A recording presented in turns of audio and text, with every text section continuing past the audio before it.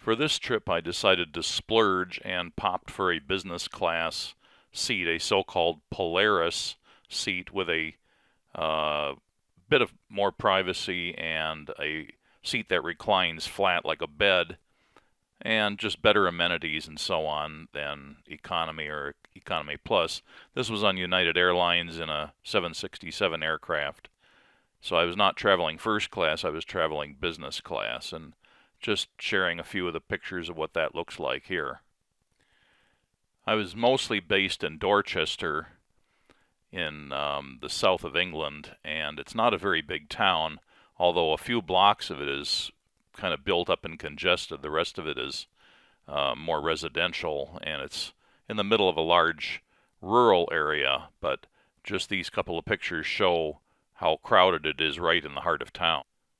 I usually stay in B&Bs when I'm in the UK, but for this particular part of the trip, I stayed in a hotel right close to where I needed to be in downtown Dorchester. This was a Best Western Inn in a very rustic building, and the room has quite a few rooms in it, and a very small parking lot, jammed with cars. My car for this trip, the rental car, I rented from Europe Car at Heathrow Airport in London, and as I usually do since I'm traveling with friends and we all have musical instrument suitcases and stuff, I got a small station wagon. I usually get either a Volkswagen Passat wagon or its equivalent made by Skoda in the Czech Republic. It's just a version of the Passat wagon, I believe. I usually get one of the other of those two. Most bed and breakfasts or B&Bs in the UK serve some variation on the so-called full English breakfast, and I usually get that just because when in Rome, do as the Romans do. This is from a person who normally doesn't even eat breakfast. So I get two kinds of toast with marmalade, a banger, as they would call it, a small breakfast sausage, some bacon, and it's not the U.S. style bacon, it's the much thicker English kind of bacon, a fried tomato, some kind of eggs, I usually get scrambled, a hash brown, and a giant slice of fried mushroom, and some beans, and tea, of course. Just up the street from my hotel is the remains of a large military fortification and barracks and so on, called the Keep. It looks like a small castle, and it currently houses a military museum, mostly weapons and uniforms. But on the roof, you can go up there and get good views of the surrounding area around Dorchester and, of course, the town itself.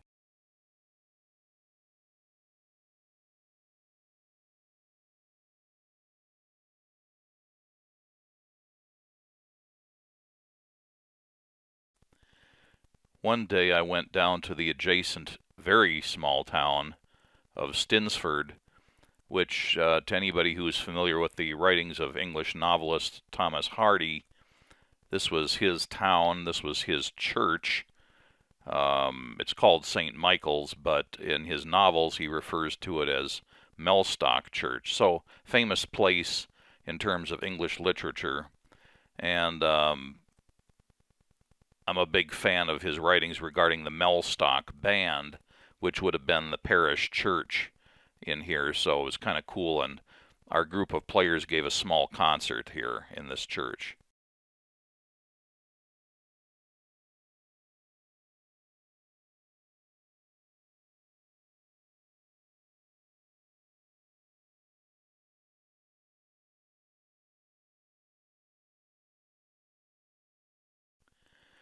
The parish churches, in this part of England at least, were usually oriented so they had sort of a balcony or an area where musicians could play in place of an organ or something for the church, and those were called the West Gallery locations because they were usually on the west side of the building. They were called a gallery, and that's where the musicians played from. So again, Thomas Hardy, referring to West Gallery music, and his Mellstock Band would have played from this exact little balcony, although now there's a small organ installed there. No room for musicians other than the organist. This was our little band for the concert, and it consists of people from the European continent, around the UK, and from the US. Usually we have some Australians and some French and other people, Canadians, but this time it was a smaller group. So then after the Serpentarium, I drove down to Cape Cornwall, which is on the west end of the tip of Cornwall, near Penzance, near the small town of St. Justin Penwith, and just a few miles north of Land's End. Actually, it used to be, before they did a more accurate survey, they thought that Cape Cornwall was the westernmost point, whereas now it's Land's End. It's not much of a difference. You can't look at it with the naked eye on a map and figure out which one's further west. The Cape Cornwall is one of only 2 capes in the UK, apparently, from what I've read. This building here used to be a tin mine owner's mansion, because this area around Cape Cornwall was at one time a big tin mining area, and it's riddled with the remains of old tin mines. And a friend of mine and his wife purchased this place a long time ago and ran it as a bed and breakfast, and they used to host our Serpentarium, so I know this area well because of many trips here over the years. So we were paying a visit to my old friend here.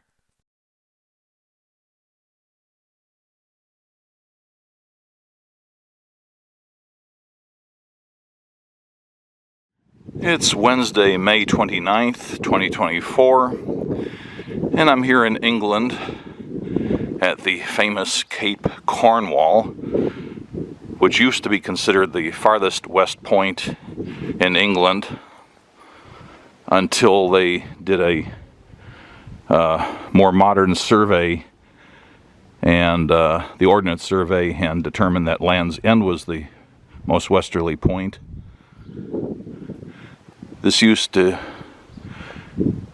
have a lot of tin mines in the area, and there's little chimneys and things sticking up all over the place where they had tin mines, but these days it's mostly agriculture and various houses where people want to live out on the fringes. I think that's all mostly B&B there. That former mansion there, I believe, is available for rent. I don't know if it says a B&B or not, or just like by parties or something, but it's a going concern. And this place I'm at is the Cape Cornwall Club. It's really the only eatery right down here by the Cape. It also is an inn with a number of B&B type rooms in several buildings, which I'm availing myself of on this trip. They have a really nice golf course here, which I don't golf, so I don't use it, but people come from far and wide to golf around here. It's kind of surrounded by the golf course. And they even have a mini golf down here. But to me, the big attraction is just the views of the Atlantic Ocean over here. Yesterday it was raining and overcast, but today it's beautiful. That rock formation, I think it's called the Brysons or something like that. I didn't have a chance to look it up, but and then some people say it's de Gaulle in the bathtub because they think it looks like Charles de Gaulle. I think it looks more like Alfred Hitchcock in the bathtub, but you can use your imagination. And that's the actual cape right there, protuberance of land.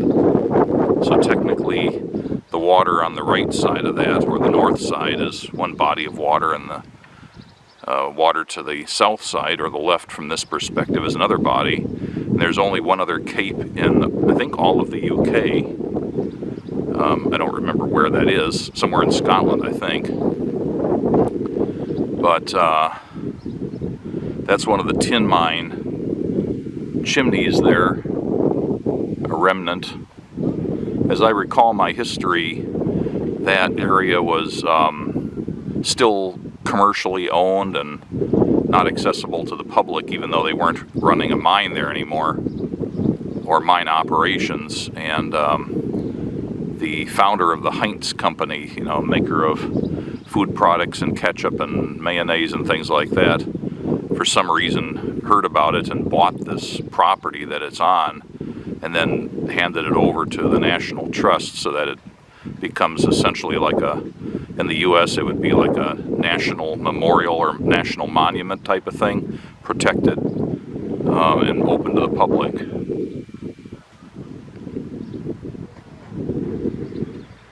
Anyway, I'm fancying a walk down there. I didn't plan to shoot any video on this trip, so I didn't bring a bunch of batteries and things, and I only have about half of a battery charge left, so I won't be able to shoot much, but I do plan to hike down there. I always do that when I'm in this area.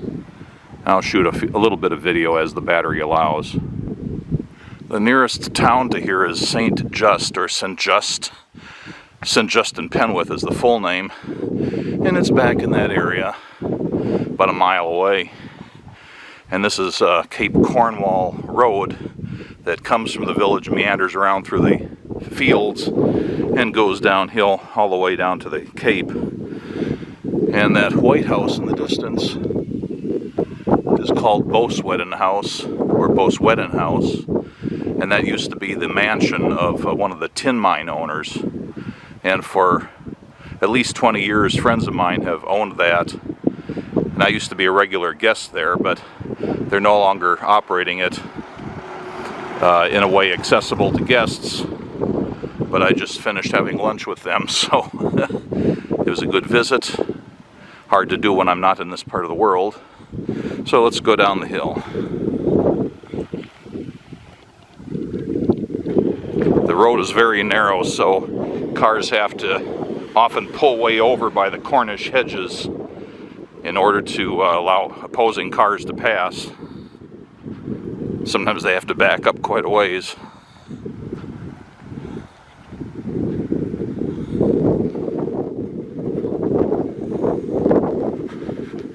These are called Cornish hedges, and they're ancient. Various kinds of brick and earthen work with large, thick overgrowths. And I think they're protected so that people can't just tear them down and move them out of the way, which forces the roads in much of Cornwall to be very narrow with no hope of widening them. And as far as I'm concerned, that's just fine. It's got its own charm. It's quite a steep road here.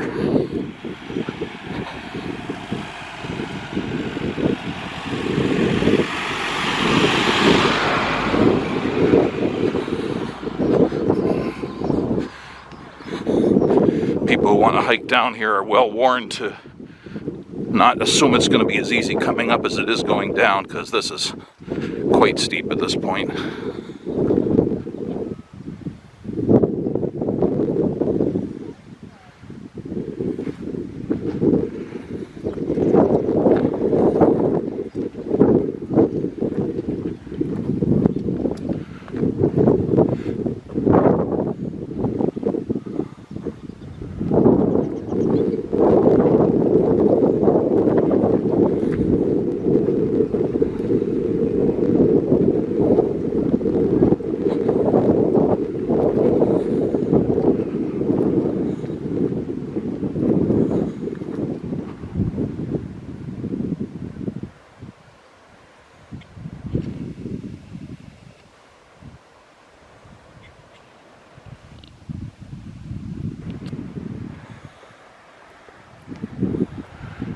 In addition to chimneys, there are a great many ruins of buildings,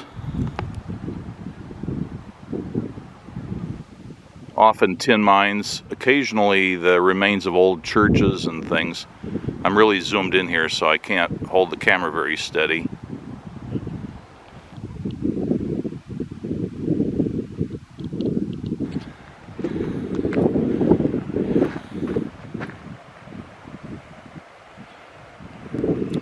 My plan is to walk down by the ruins of that old church down there, and then make my way down in that path, cut through the wall, go up that way, and then make my way up the hill to the top of the cape there, and then go down the far side and come back on the Cape Cornwall Road.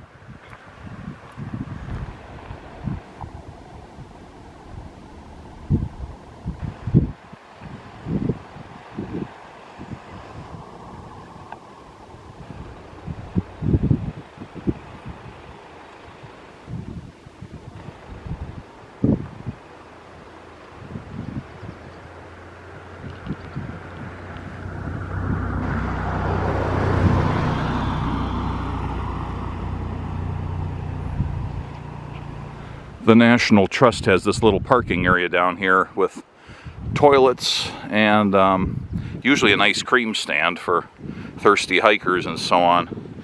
But right now I've got to go over this obstacle. You've got the old built-in stairs.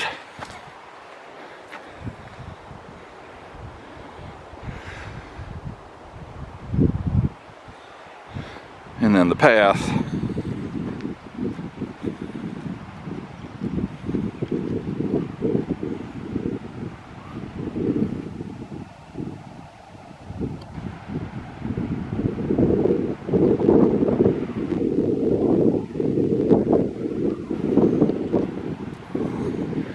All right.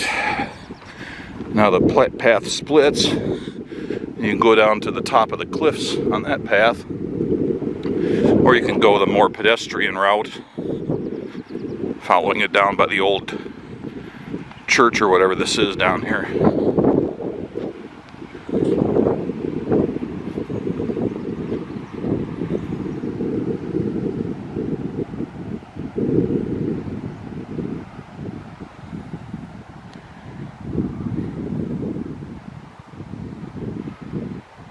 That's that mansion I showed earlier, so we've dropped quite a bit of altitude.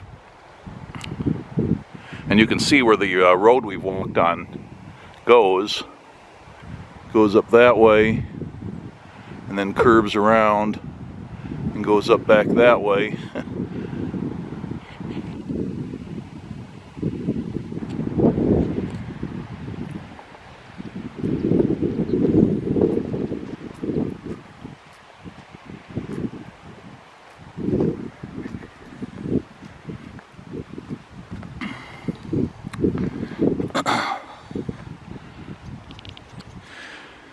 St. Helens Oratory is protected as a monument of national importance under the Ancient Monuments Acts 1913 to 1953, Department of the Environment.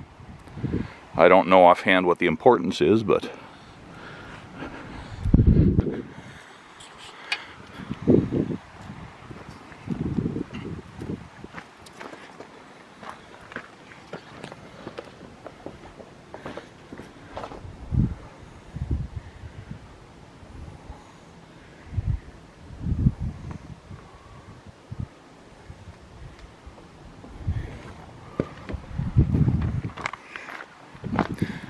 I seem to recall reading it was one of the more ancient surviving structures in this area.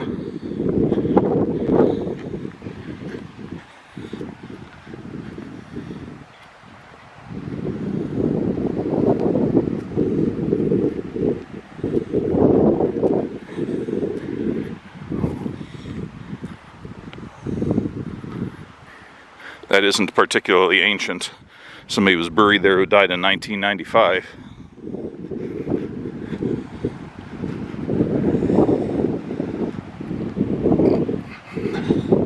When I was younger and started visiting my friends out here, we used to go hiking right along the top of those cliffs. Not a care in the world. I don't want to do that anymore.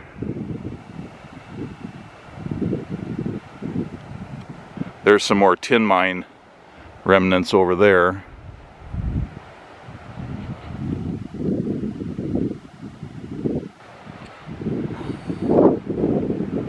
Oh yeah. See some people on beach, if you want to call it that.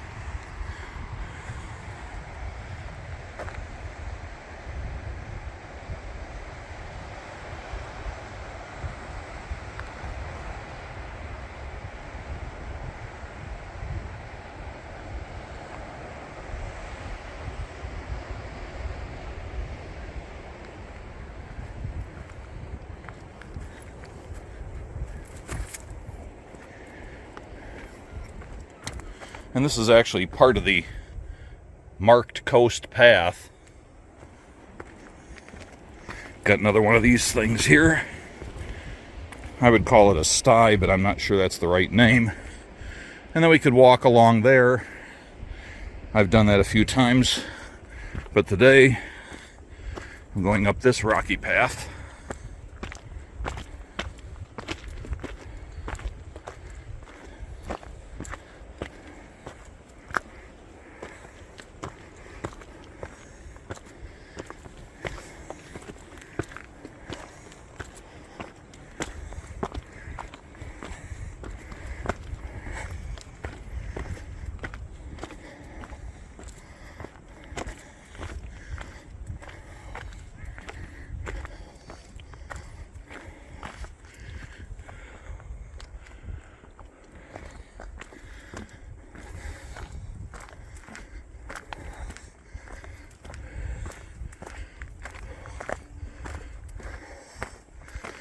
And here we have a split. If one wishes to go down, you can go that way. Or up, we can go that way.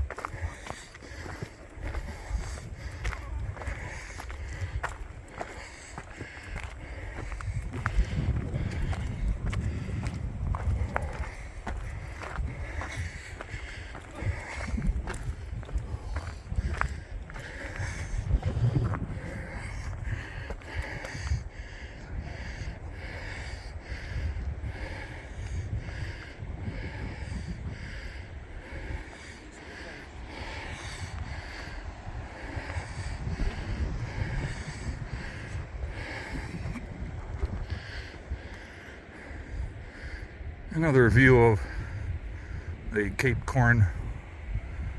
Cornwall road.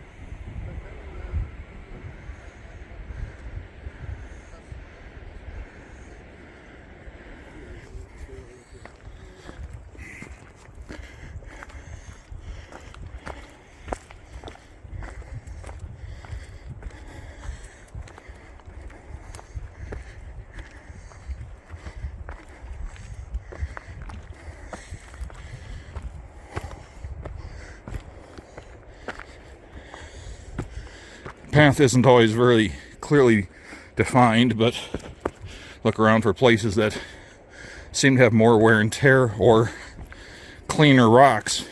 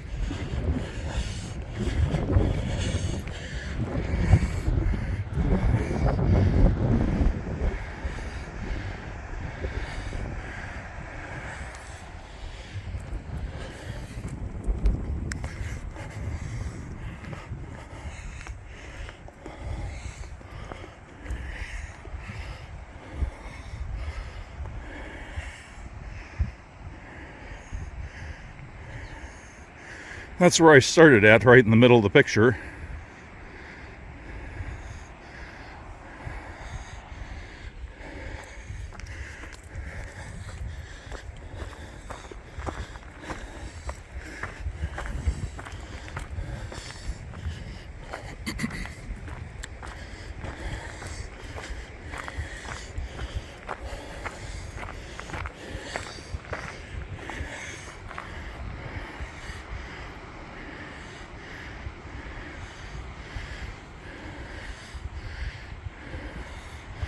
I'm not sure if that protuberance out there is Land's End or if Land's End is beyond that. It's not terribly far away from where we are. It might be it.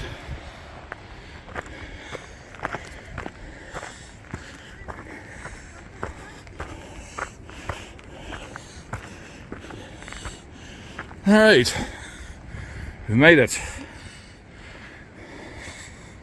Save the walk back up the road, of course. So again, this is a chimney from an ironworks. Cape Cornwall, purchased for the nation by the H.J. Heinz Company Limited to mark their centenary year, presented to the National Trust.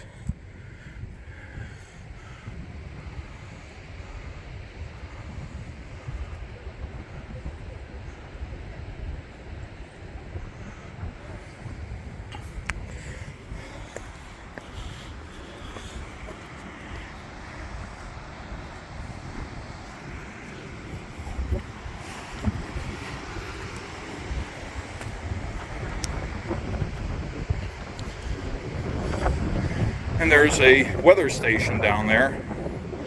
There's a weather station down there. I always go there on the way down. A much more precipitous path descends to that level, but other than very uneven rock steps, it's not especially difficult as long as you've got good footing.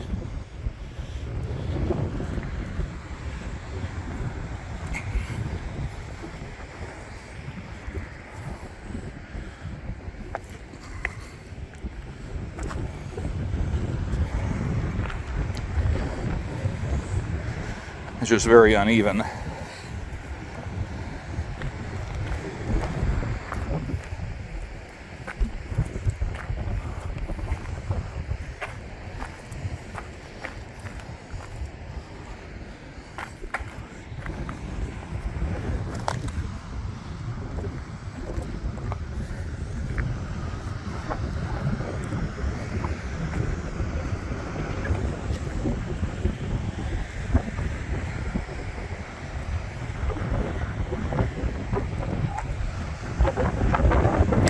So that's a weather station and a navigational station for ships coming along the channels over here.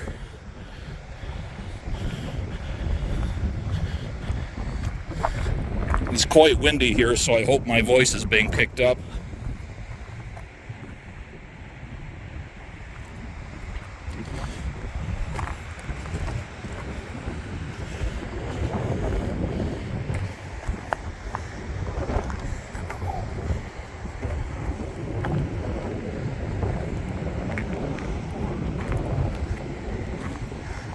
A lot of loose stone on this too, so you don't want to slide out and fall down.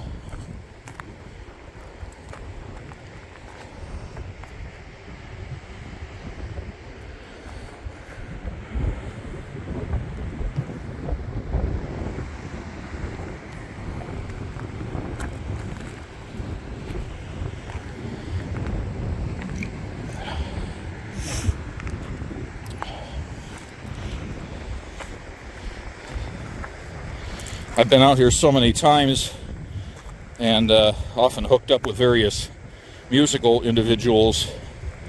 A few times I've taken visiting people from various major symphony orchestras on walks around here, and this was always the highlight right here.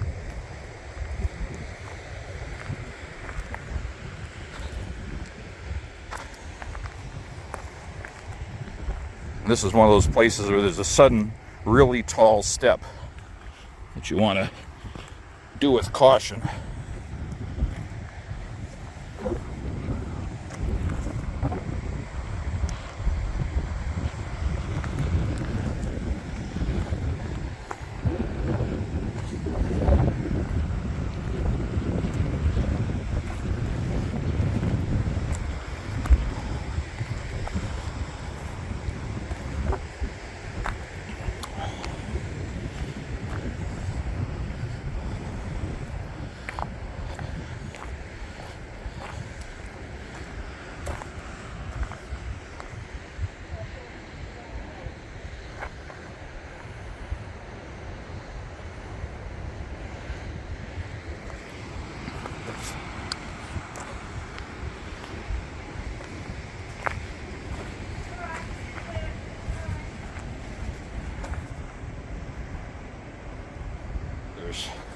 They can learn something. I have been here before. Have you? Yeah, so it's not a stranger to me, but some people will watch the video and it'll be a first time for them. Where is it you're from? Chicago. Oh, wow. Not close to the sea? No, not at all. Big lake, though. Lake Yes. Michigan. It's almost like a sea. And just tell me about the place, if you would. Yeah, well, we're all volunteers. Mm-hmm. So we come under the Coast Guard, but they're based in Falmouth. So we volunteer, do 1 day a week each or whatever, just to keep watch around here, because Falmouth's right round the corner. So we've got, if you see, we've got a little cove boat up there. Oh, yes. From Priest Cove, he's fishing. We have to keep an eye on him because he hasn't got any radio. And there's a canoeist just gone out. I've lost sight of him. Oh, yeah. Right over there. Oh, yes. I see. You can see him through the binoculars, I think. Mm-hmm. And that's basically what we do. Plus, you saw the mist here yesterday. Oh, yes. Very thick. So if the Coast Guard are called for any reason, if they're in a boat, they're going up and down, they haven't got very good vision, or even in a helicopter. So we can sort of tell them by latitude and longitude where the problem is. Yeah. So do you do any actual weather reporting from here, or is it mostly navigation? No, weather reporting. You write it down there. We do it in the mornings and we do it at 1 o'clock in the afternoon, just over the radio. Whether anyone listens, I don't know. But it just gives, because it's so, well, it's a cape. It can be so different over there in St Ives and then round there in Land's End. Right. So we just tell them, advise them what the weather is. I was trying to remember, is that Land's End or is Land's End beyond that? No, that's Land's End, the peak. Right. You can see Sennan with the houses. And normally you can see the Isles of Scilly, but you can't today. Yeah, I think I have spotted those on previous trips. What's that group of islands called with the lighthouse on it? The Brisons. That's the Brisons. Yeah. What's this one called? No, oh, sorry. No, this is the Brisons. That's Longships. Longships, okay. We're always unsure what to call that if we can't remember Brisons. I always said it looks like Alfred Hitchcock in the bathtub. Other people said Charles de Gaulle. Other people Charles said... de Gaulle. Because the Brisons is French, I think, for rocky outlook. Oh, yeah. I just spotted. These are really good, these binoculars. Yeah, ship out there. Yeah, and we've had a seal down there entertaining us all day, but he seems to have gone. I saw a minke whale about 2 months ago, sail here. Other people have spotted the tails of whales out there. But our main aim is to watch, to be the eyes for Falmouth Coast Guard. Now, how long has the station been here? It closed as a coast watch, I think, in the 70s. In the 70s, yeah. Yeah, and become, so National Coast Watch is what we do. We're based all round. As you know, the weather can turn very quickly. Right. And it's just, when you retire, most of us are retired, I think we all are. Yeah, me No, too. not all of us. Well, it's just one day a week to do something. Yeah. Rather than get up every day and think, What to do today? yeah. I hated that. I absolutely agree. I myself am curator of a museum now in my retirement. You're not selling all your stock off like ours. No. It's an ever-going project. Yeah, I bet.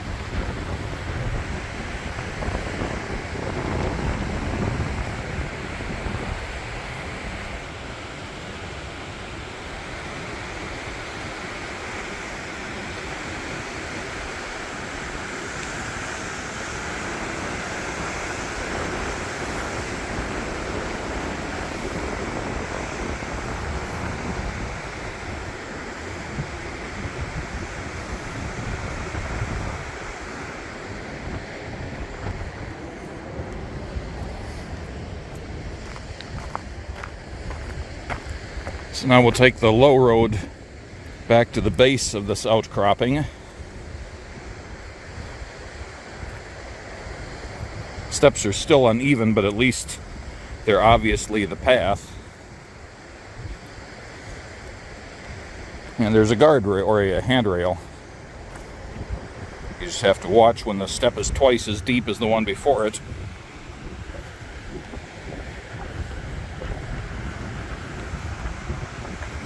I've always found the people manning this observatory to be very friendly and interested in telling about their job there, an important job.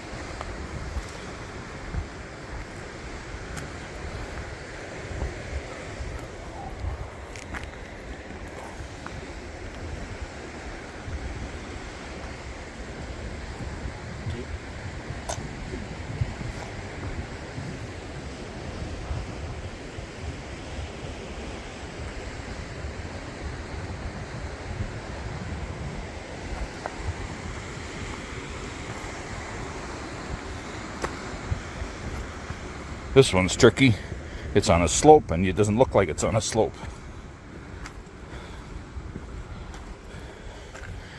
If you come this way, you need sturdy shoes. There's plenty of sharp rocks that stick up. There's the old conduit and or water pipe buried along here, rusted out and exposed. I suppose they have a newer one. I don't think that one's active. But I've noticed that on past trips getting more and more exposed. Such dark rock on these.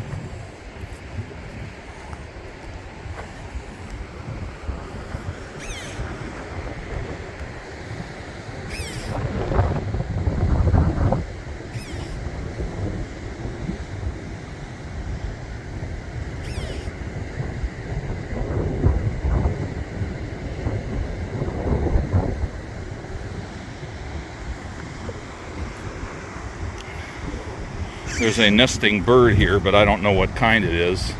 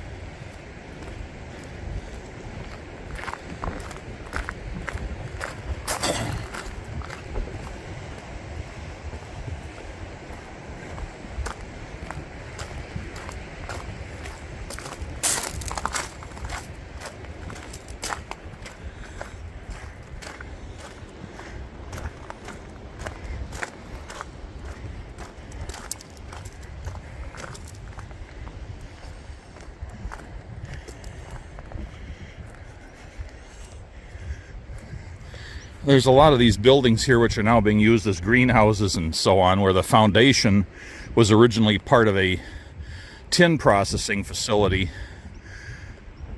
in times past, being repurposed these days.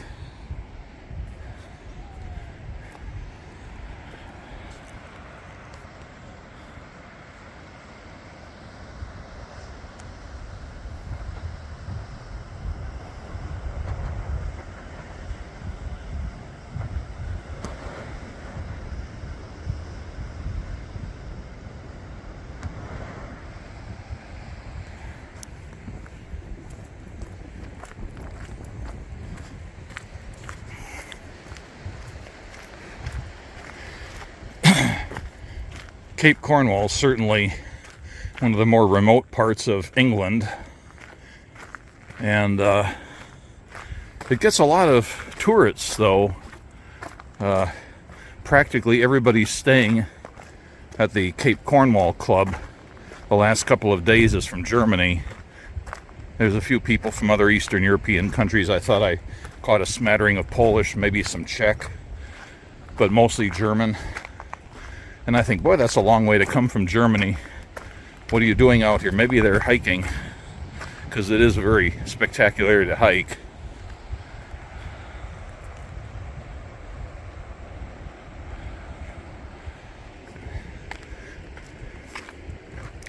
But if they come over on the ferry, for example,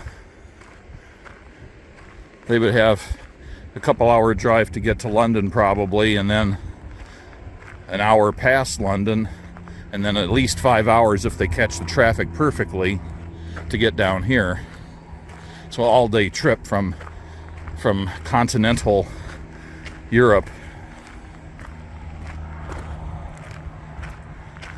And if people drive here from most places in the UK, it takes all day. Quite a long drive.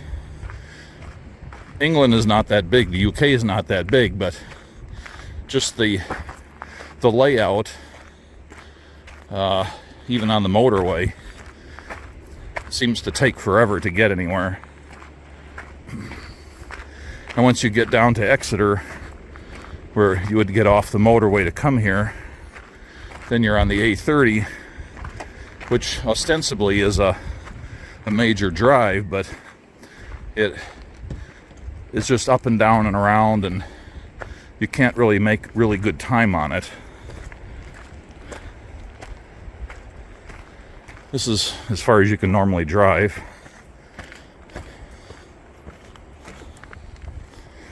Often when I come here, I'll continue down there and walk up there, then follow that wall around all the way up to the crest, go up to those rocks, and then slowly make my way back on the flatlands at the top, But I'm not that ambitious today. I just have to go back up this slope.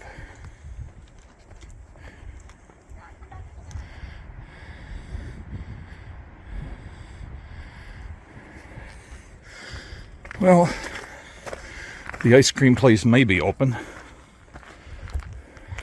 I think it's in the same building now as the restroom. I'm not certain. It looks kind of closed. Or maybe it's that building. They don't look especially open either. This is called the Little Wonder Cafe, but I don't think... Sure doesn't look like there's anything open here, does it? Nope.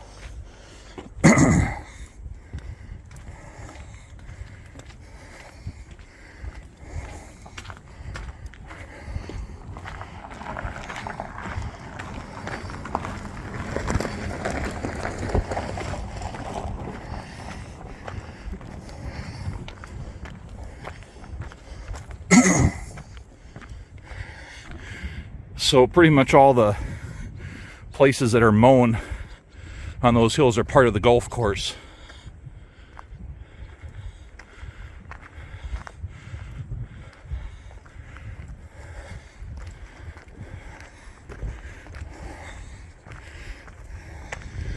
So the lady at that watch station said that Brown mansion was just sold very recently for about $5 million. I presume she meant pounds.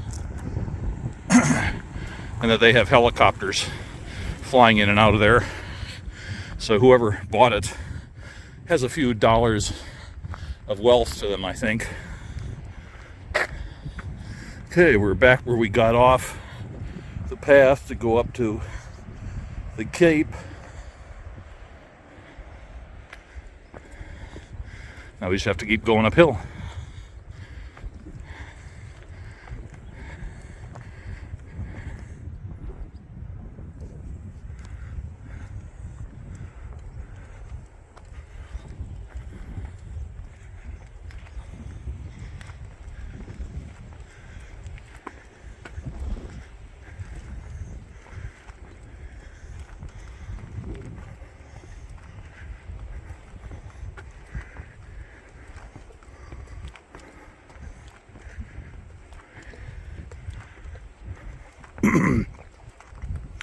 You can't really see it in the video, but there are bees, bumblebees and things flying around on these flowers up here.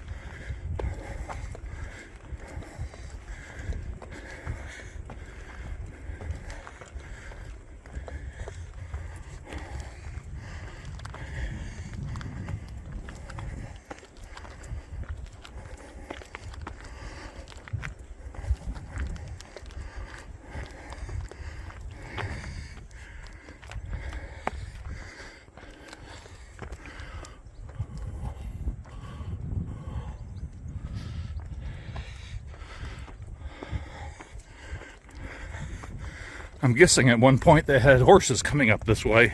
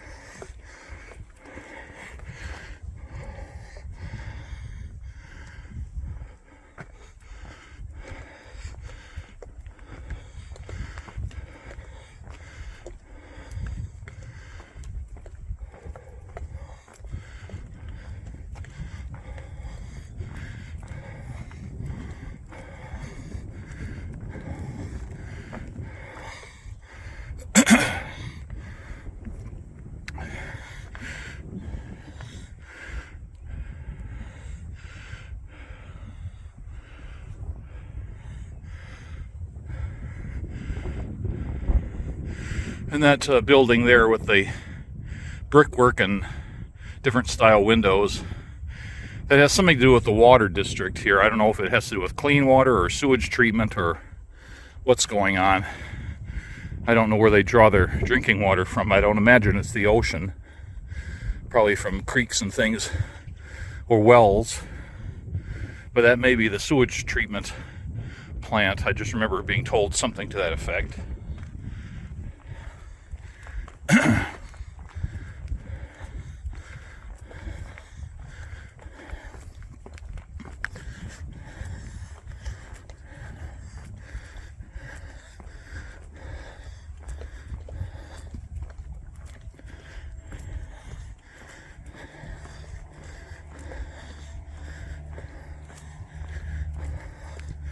Finally, the road stops being quite so steep.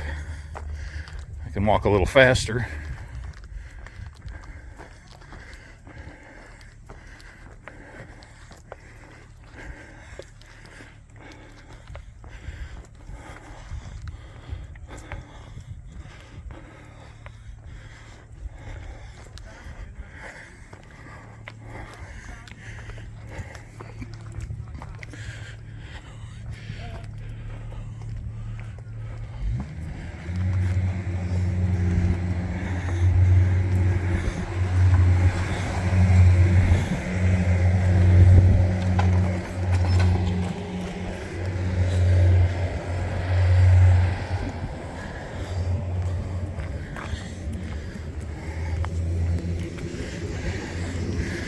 This is the lower car park for this Cape Cornwall Club complex.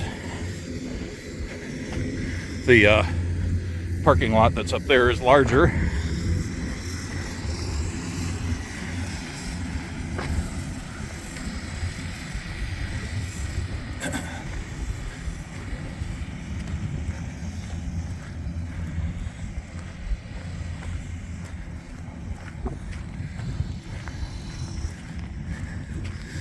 And this is where I'm parked. Since I'm traveling with 2 friends, luggage, and not very small musical instruments for the music festival we did over 4 days in Dorchester, we had to get a station wagon. And I usually end up with a VW Golf Estate wagon or a Skoda Octavia, which I think is pretty much the same car, estate wagon. Decent little car. Hard to get in and out. The roof pillar or the windshield pillar slopes back too steeply. Hard to get under it unless you have the seat lowered all the way or are very short. And my room is in here.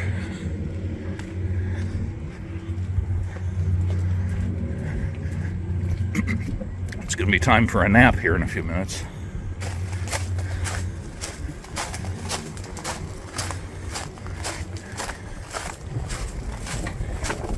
All right.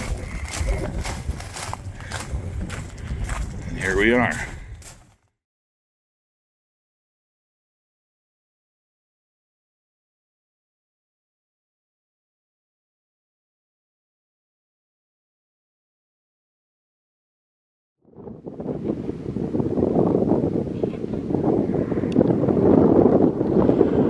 So we just entered Dartmoor National Park.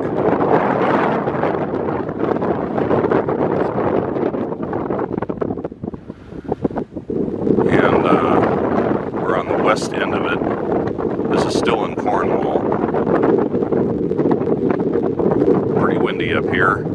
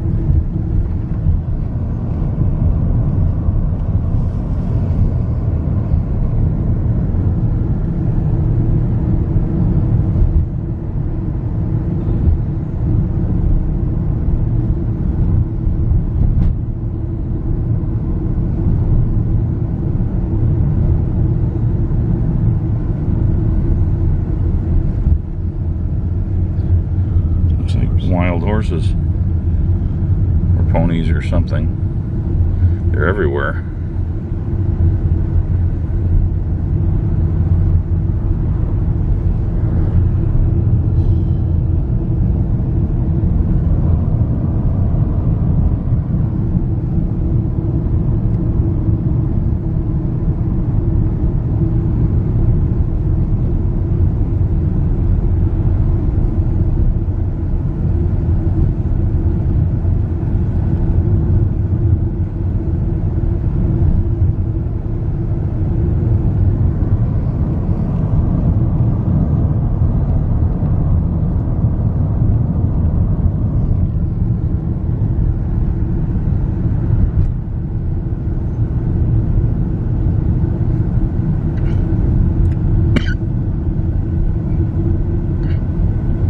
This is your Ricola moment.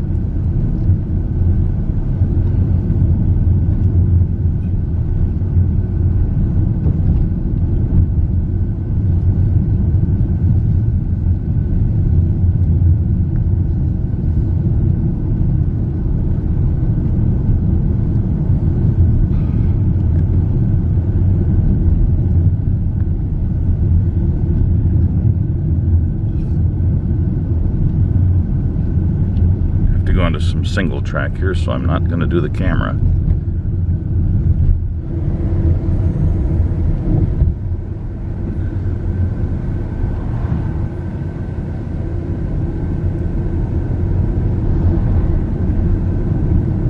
After 350 yards, leave the roundabout at the third exit and then follow the A382.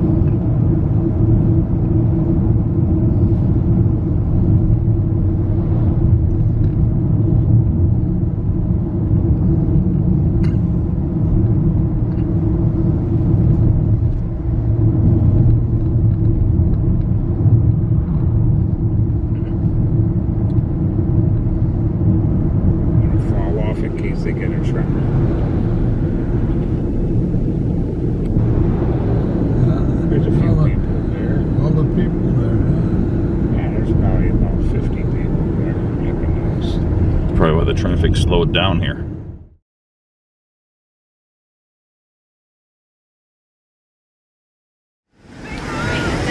Alright, I'm here at Heathrow Airport, London, getting ready for my flight back to Chicago.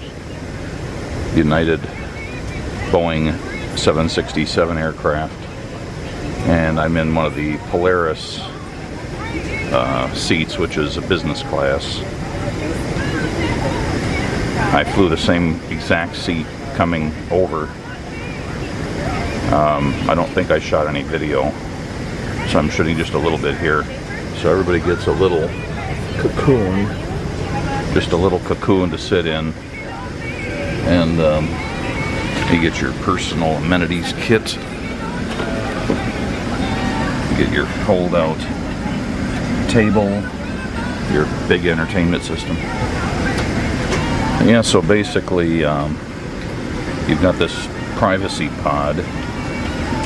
It's not entirely private, but the ones by the windows probably are a little more private because they're just a mirror image left to right of these. But the one I'm in has no window.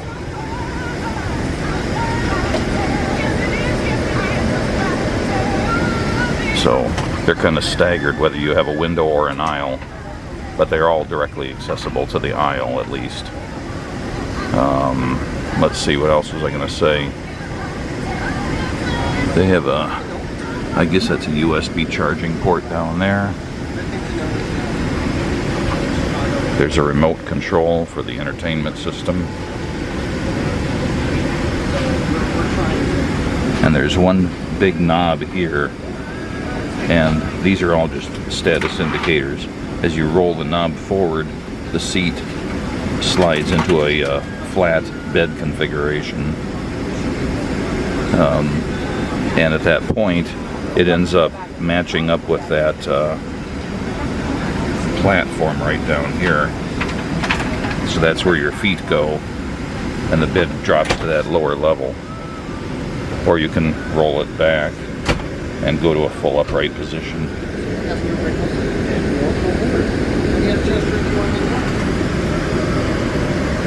And as usual on these over water flights, I bring my Bose Quiet Comfort headphones, and they also give you a set of pretty decent headphones in a cubby hole back here.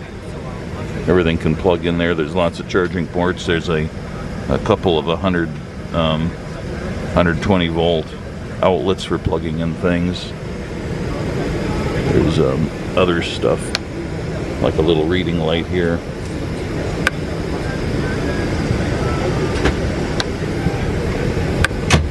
I don't even know what this thing does. I never tried it. And then a little place to put your stuff.